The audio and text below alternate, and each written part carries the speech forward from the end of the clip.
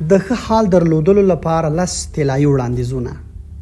هره کورنۍ باید هڅه وکړي چې تر ټولو زیات ګډ پروګرامونه ولري او هر څومره چې د کورنۍ ګډ پروګرامونه زیات وي حال به یې ښه وي.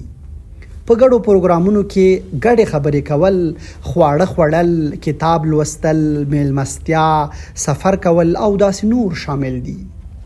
د ورځې باید 15 دقیقې تمرین وکړو چې زړه مو ښه شي، خوښ شو او له ژونده خوند واخلو. دا کار د وخت په تیریدو په ژوند کې زموږ د حال ښه کېدو باعث کیږي. 2 پروګرامونه د کورنۍ حال ښه کوي. د بیلګې په توګه مور او پلار باید په خپلو کې یا هر یو له بچانو سره 2 پروګرامونه ولري.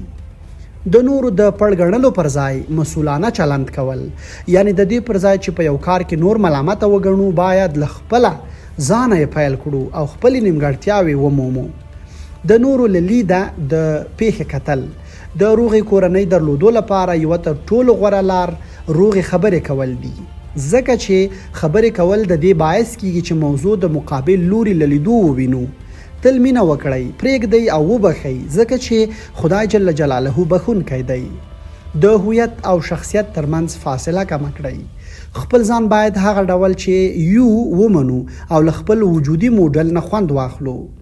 د خپلو شته شیانو خیال وساتو او ترې خوند واخلو او پرې نږدو چې په له لاسه ورکولو یې په افسوس بدل شي.